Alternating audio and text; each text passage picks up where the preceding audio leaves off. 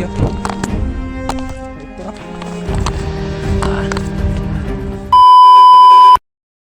आता आपण आहोत पावनगडाच्या टेहाळणी बुरुजापाशी. बुरुज बघण्यापूर्वी मी तुम्हाला अजून एक गोष्ट सांगतो.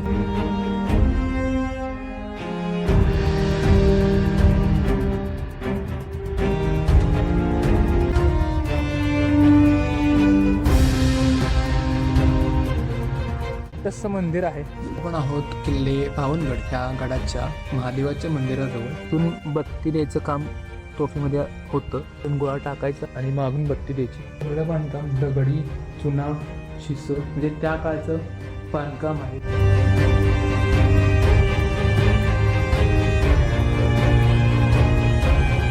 मोठ्या प्रकारची ते देवडी आहे. दीपस्तंभाच्या पुढे हे मंदिराचे अवशेष.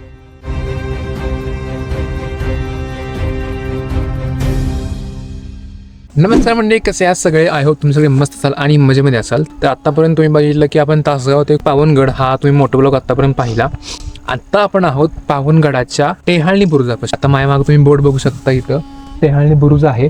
आता टेहाळणी बुरुज पाहणार आहोत. गड बघायला किंवा गडावर जे काही वास्तू आहेत त्या वास्तू बघायला सुरुवात करणार आहोत. आता ह्या टेहाळणी बुरुजाची अवस्था जी आहे ती थोडीशी खराब झाली इतर किल्ल्याप्रमाणेच. हा बुरुजाचा भाग आहे, तिथं पायऱ्या आहेत. हा बुरुजाचा भाग आहे पूर्ण. त्या साईडला पायऱ्या आहेत. पायऱ्यावरून वर बुरुजाच्या वर जाऊया. आता आपण बुरुजाच्या वर आलोय. आता आपण टेहाळणी बुरुज पाहिला. टेहाळणी बुरुज पाहून झाल्यानंतर जे पुढचं ठिकाण आहे ते आपण पाहायला जाणार आहोत. किल्ल्यावर अशा बघण्यासारख्या वास्तू म्हणा किंवा वास्तूंच्या अवशेष हे जास्त नाही आहेत, पण एक ऐतिहासिक किल्ला आहे, त्यामुळे इथं आपण भेट द्यायलाच पाहिजे. ह्या किल्ल्याचा जो काही इतिहास आहे, जो काही आपल्याला इतिहास बघायला वाचायला मिळतो तो जास्त नाही आहे. अगदी थोडं का किल्ल्याचा इतिहास आपल्याला वाचायला मिळतो.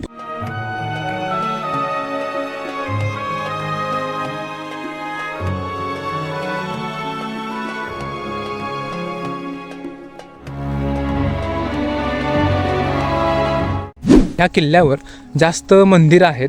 नरसिंहाचं मंदिर आहे, महादेवाचं मंदिर आहे, मारुतीचं मंदिर आहे, लक्ष्मीचं मंदिर आहे. तर आपण ते सगळं बघणार आहोत. आता आपण जाऊया पुढच्या बुरुजाकडं. सध्या मी आहे किल्ले पावनगड ह्याच्या अजून एका बुरुजाजवळ. मगाशी आपण टेहाळणी बुरुज पाहिला. हा पण टेहाळणी बुरुज आहे.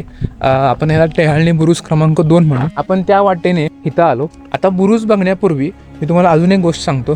तो वरती भगवा ध्वज आहे. हा बुरुज आहे. हा जो बुरुज आहे, ह्या बुरुजा लगतच इथे एक छोटीशी वाट आहे. मला पण ते वाटते की दुहेरी तटबंदीचा भाग असू शकतो. ही ती वाट आहे. तिथं पायऱ्या आहेत आणि आपण इथं खाली चाललो आहे.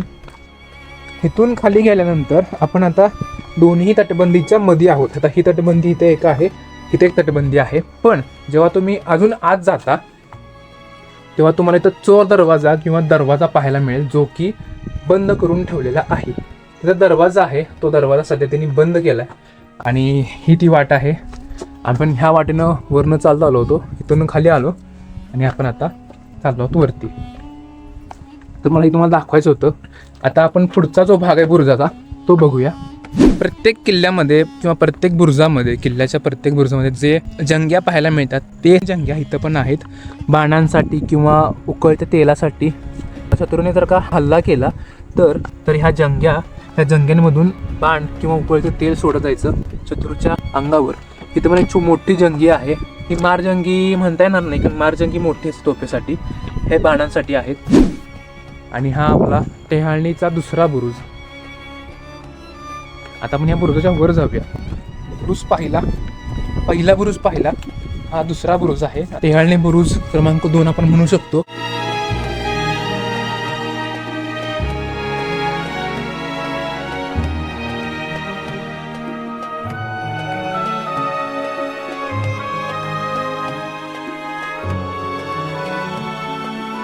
सध्या आपण आहोत किल्ले पावनगड ह्याच्या टेहाळणी बुरुज क्रमांक 2. हा आपला भगवा ध्वज आहे ह्या बुरुजावरचा, हा भगवा ध्वज. आणि इथं दुहेरी तटबंदी, म्हणजे ह्या बुरुजाला संरक्षण करण्यासाठी इथं अजून एक तटबंदी आहे. तर छोटंसं मंदिर आहे. आता आपण टेहाळणी बुरुज पाहिला, दुसरा टेहाळणी बुरुज पाहिला. टेहाळणी बुरुजच्या लगतच जी पायवाट आहे तिथं तो दरवाजा आहे, चोर दरवाजा, तर तो पण पाहिला. आता आपण चाललो पुढची ठिकाणं पाहायला. आता आपला दक्षिण दरवाजा तो एक बघायचा राहिला आहे. आणि आपले जे बाकीचे मंदिर आहेत, एक विहीर आहे, ते सुद्धा बघायचं आहे. नक्की व्हिडिओ शेवटपर्यंत बघा. आता आपण आहोत किल्ले पावनगड ह्या गडाच्या महादेवाच्या मंदिराजवळ. आता इथं महादेवाचं मंदिर आहे, पुढे हत्ती महाल एक आहे आणि ह्याच्या मागे तुपाची विहीर आणि जो दक्षिण दरवाजा, जसं मी तुम्हाला मगाशी म्हणलं, तर ते दक्षिण दरवाजा सध्या अस्तित्वात नाही आहे. त्या गेटमधून आत यायला लागतं. गेटच्या मार्गातून आत आलं की तिथून एक पायवाट लागते. ह्या पायवाटपासून सरळ पुढं आलं की आपल्याला हे महादेवाचं प्राचीन मंदिर लागतं. आणि ह्या महादेवाच्या मंदिराच्या बरोबर दोन्ही बाजूला, ह्या बाजूला एक आहे प्राचीन तोफ त्या काळची, ह्या बाजूला एक तोफ आहे आणि ह्या बाजूला सुद्धा एक तोफ आहे. हे इथून बत्ती द्यायचं काम तोफीमध्ये होतं. इथून वात असते आणि तिथून फोडून गोळा टाकला जातो. इथून गोळा टाकायचा आणि मागून बत्ती द्यायची. तो ह्या दोन तोफा आपल्याला पाहायला मिळतात. पहिल्यांदा आपण दर्शन घेऊ. दर्शन घेऊन झाल्यानंतर जे काही मंदिराचं जे बांधकाम आहे ते बांधकाम मी तुम्हाला दाखवतो.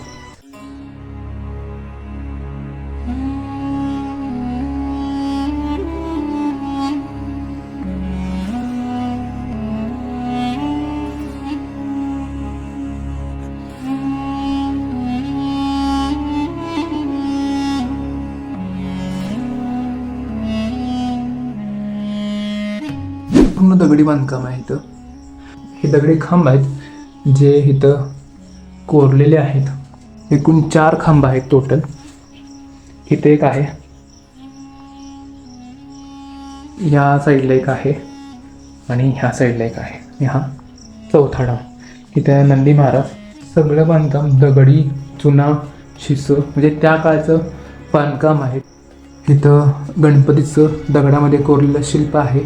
तुम्हाला ह्या साईडला सुद्धा एक छोटीशी देवळी पाहायला मिळेल आणि ह्या साईडला सुद्धा दिवे लावण्यासाठी छोटीशी देवळी पाहायला मिळेल. इथं पण एक दरवाजा आहे आणि ह्या साईडला सुद्धा दरवाजा आहे. आणि सगळं दगडी शिखर आहे. ही शिखरातली आतली बाजू आहे ही.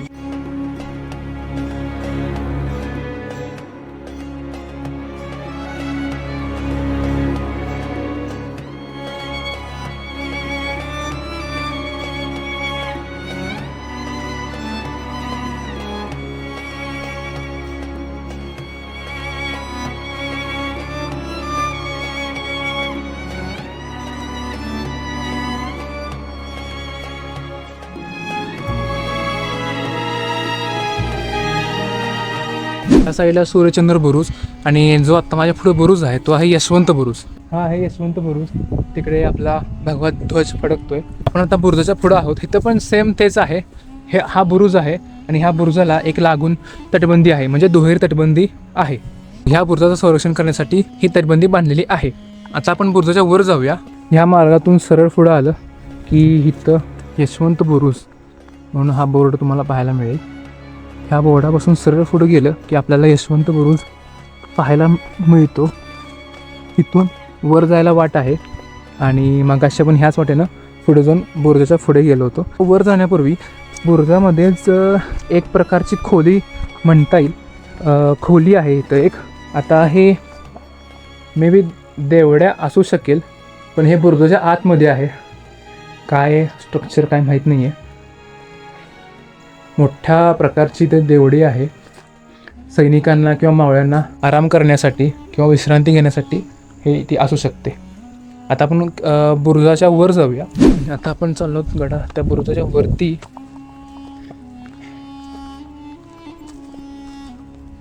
तर ह्या बुरुजाच्या वरती आपल्याला एक भगवा ध्वज पाहायला मिळतो, जो की माझ्या समोर आहे. हा आहे तो भगवा ध्वज आणि इथं भगवा ध्वजच्या खाली एक फलक लिहिला आहे, छत्रपती शिवाजी महाराजांचे वीर मावळे, वीर बाजीप्रभू देशपांडे, वीर शिवा काशील, वीर कोंडाजी फर्जन या वीरांच्या आणि ज्ञात अज्ञात मावळ्यांच्या स्मरणार्थ हा ध्वजस्तंभ उभारण्यात आला आहे. टीम पावनगड ध्वजस्तंभ आहे तो उभारण्यात आलेला आहे. ह्या दोन्ही बुरुजांच्या मध्ये म्हणजे दुसरा बुरुज आणि यशवंत बुरुज ह्या दोन्ही बुरुजांच्या मध्ये अजून एक बुरुज आहे, तो पण आपण पाहायला जाऊया. मगाशी आपण पाहिलं टेहाळणी क्रमांक 1 आणि 2 बुरुज पाहिला, नंतर यशवंत बुरुज पाहिला. यशवंत बुरुजच्या शेजारीच आपल्याला सूर्यचंद्र बुरुज हा पाहायला मिळतो. माझ्यामागे तुम्हाला बोर्ड पाहायला मिळेल. हा आहे सूर्यचंद्र बुरुज, किल्ले पावनगड सूर्यचंद्र बुरुज, जो की हा आहे. तर आपण वर जाऊ शकत नाही कारण की झाडी फार वाढले आणि तिकडं वाट पण दिसत नाही आहे. आत्तापर्यंत आपण किल्ल्यावरची बरीचशी ठिकाणं फिरली, सगळे बुरुज पाहिले. आता बरोबर आपल्या महादेवाच्या मंदिरामागच तुम्हाला हे तुपाची विहीर नावाची विहीर पाहायला मिळेल. हा आहे त्याचा बोर्ड, तुपाची विहीर म्हणून. आणि ह्या बोर्डापासून खाली ह्या वास्तूच्या आत ही तुपाची विहीर आहे. बांधकाम नवीन आहे, हे जे दगडी बांधकाम आहे ते जुनं आहे.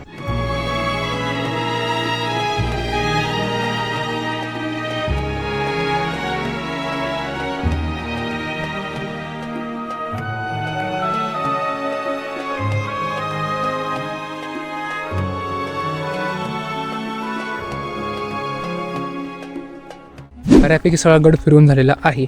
आता आपण मगाशी जे महादेवाचं मंदिर पाहिलं त्या मंदिराच्या बरोबर पुढेच किल्ल्याची जी सदर होती त्या काळची, तर ती आपण आता बघणार आहोत. त्याचे अवशेष शिल्लक आहेत. आता त्या अवशेष आपण आता बघणार आहोत. ते आहे ते महादेवाचं मंदिर आहे. पडलेली वास्तू आहे, तिथं 2 तोफा आहेत. त्यामागे ह्या झाडाच्या पाठीमागं तुपाची विहीर आहे. आणि ही जी आहे ती राज सदर आहे. ती जी पडलेली वास्तू आहे तिथं सुद्धा ते सगळी राज सदर असावी. ते आपण राज सदरच्या वास्तूमध्ये आहोत. इथून ती वाट येते. त्या वाटेनं जर का आला तर त्या वाटेनं तुम्ही इथे पण देऊ शकता. ही आहे ती राज सदर. त्याचे अवशेष तुम्हाला पाहायला मिळतील इथं पण तुम्हाला पाहायला मिळेल हे अवशेष सगळे. ही आहे ती राज सदर. तर आपली तर राज सदर पाहून झालेली आहे आणि आता आपण चाललो आहोत ती मंदिरं पाहायला.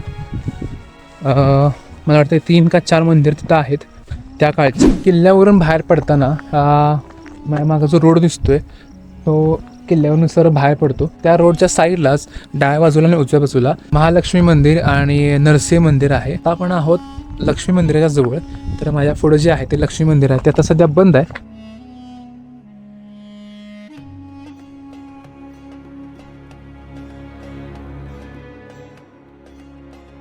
आत पूर्ण अंधार आहे त्यामुळे तुम्हाला जास्त दिसणार नाही. माझ्या मागं आहे महालक्ष्मी मंदिर आणि महालक्ष्मी मंदिरच्या बरोबर डाव्या साईडलाच म्हणजे माझ्या बरोबर पुढे पूर्ण पन्हाळ किल्ला दिसतो. जो पुढचा डोंगर दिसतोय बाजूला सुरू होतोय तो इथंपर्यंत हा पूर्ण पन्हाळ किल्ला तुम्हाला दिसेल. आता आपण महालक्ष्मी मंदिर पाहिलं तर लक्ष्मीचं मंदिर पाहून झाल्यानंतर आपण जाणार आहोत हनुमान मंदिर आणि हनुमान टाकं पाहायला. तर आता आपण लक्ष्मी मंदिर पाहिलं. लक्ष्मी मंदिर पाहून झाल्यानंतर लक्ष्मी मंदिराच्या पाठीमागेच आपल्याला हनुमान मंदिर आणि हनुमान मंदिरापाशी असलेलं पाण्याचं टाकं पाहायला मिळतं. आता माझ्याबरोबर समोर मला बोर्ड पाहायला मिळेल मारुती मंदिर. बोर्डापासूनच आत आपल्याला इथं वाट पाहायला मिळेल. ह्या वाटेवरून आपण आत गेल्यावर आपल्याला हनुमान मंदिर पाहायला मिळतं. हनुमान टाकं हे हनुमानाचं मंदिर आहे, मारुतीरायाचं मंदिर आहे आणि त्याच्या समोरच असलेलं हे पाण्याचं टाकं हे आहे मारुतीरायाचं मंदिर. हे तुळशी वृंदावन. आपल्याला मारुतीरायाचं काळी मूर्ती पाहायला मिळते. आता महालक्ष्मी मंदिर, हनुमान मंदिर सगळा किल्ला आपण पाहिला आहे. आता फक्त नरसिंहाचं मंदिर तेवढं राहिलंय, ते आपण नरसिंहाचं मंदिर आता पाहूया. ह्या रोडवरून आपण माघारी येताना लक्ष्मी मंदिर पाहिलं आणि त्याबरोबर समोरच हनुमान मंदिर आणि हनुमान टाकं पाहिलं आणि तिथून सरळ पुढं आल्यानंतर आपल्याला इथं नरसिंह मंदिर असा बोर्ड पाहायला मिळतो. हे आहे ते नरसिंह मंदिर. इथं आहे ते दीपस्तंभ तुम्हाला पाहायला मिळेल. दीपस्तंभातून सरळ पुढे गेलं की हे नरसिंहाचं मंदिर पाहायला मिळेल. मंदिराचे अवशेष तुम्हाला पाहायला मिळतील. हा दीपस्तंभ, दीपस्तंभाच्या पुढं हे मंदिराचे अवशेष जाण्यासाठी मार्ग. आपला पूर्ण गड फिरून झालेला आहे. आता आपण परतीचा प्रवास सुरू करणार आहोत. आता फक्त इथला जो मोटोव्लॉग आहे तो मी तुम्हाला दाखवणार आहे आणि आपला जो व्हिडिओ आहे तो वीर बाजीप्रभू देशपांडे यांच्या स्मारकाजवळ जाऊन आपला हा आजचा व्लॉग आपण एंड करणार आहोत. तर व्हिडिओ नक्की शेवटपर्यंत बघा. ते तुम्हाला स्मारक मला दाखवायचं आहे. बाजीप्रभू देशपांडे यांचं स्मारक आणि वीर शिवा काशीद यांचं स्मारक आपण बघून तसंच आपण माघारी जाणार आहोत. सगळ्यात जास्त अवघड पॅच आलाय. मागाशी चढायचं होतं त्यामुळे एवढं काय वाटलं नाही. आता सगळा उतार आहे त्यामुळे थोडंसं भीती वाटते थोडीशी. आणखी एक तर रस्ता खराब आहे. हेच ते पॅच. जरा चढ नंतर उतार. मागाशी हा उतार लागलेला मला, त्यावर मला कळालं होतं की येताना अवघड फार होणार आहे. जाताना काय वाटलं नाही, चढताना काय वाटत नाही, उतरण्याचं प्रॉब्लेम होतो. कारण की आम्हाला मी काही जास्त बोलू शकत नाही. हाच तो मागासचा जंगलातला मार्ग जिथं एक नंबर गार वाटते आणि तेवढी भीती पण वाटते. कारण की इथं जंगल एरिया पूर्ण हा. आणि त्याने बोर्ड तुम्हाला आता बोर्ड दाखवतो. तुम्हाला जर का पुन्हा बोर्ड बघायला मिळालं की नाही तर मी तुम्हाला बोर्ड दाखवत होते, तर मी सरळ सरळ लिहिले जंगलातले प्राणी आणि गवे हे तुम्हाला पाहायला मिळतील, तरी सावधान. हाच तो बोर्ड. सदर परिसरात गव्यांचा वावर आहे, तरी सावधानता बाळगा. या किल्ल्याच्या परिसरात छोटे छोटे कॅमेरे पण लावलेत ट्रॅप करण्यासाठी. म्हणजे तुम्ही किल्ल्यावर आल्यानंतर काय काय करताय ह्या सगळ्या गोष्टी इथं रेकॉर्ड होतात. ते स्मारक दिसतं ते आहे वीर बाजीप्रभू देशपांडे यांचं स्मारक आहे. तिथे आता फोटोज काढते त्यामुळे जास्त जवळ जात नाही. बाजीप्रभूंचं स्मारक आहे आणि इथून सरळ पुढे गेलं की आपल्याला वीर शिवा काशीद यांचं स्मारक लागतं. तर माझ्याबरोबर डाव्या साईडला आहे वीर शिवा काशीद यांचं स्मारक. आपण मागाशी बाजीप्रभू यांचं स्मारक पाहिलं, आता आपण वीर शिवा काशीद यांचं स्मारक पाहतोय.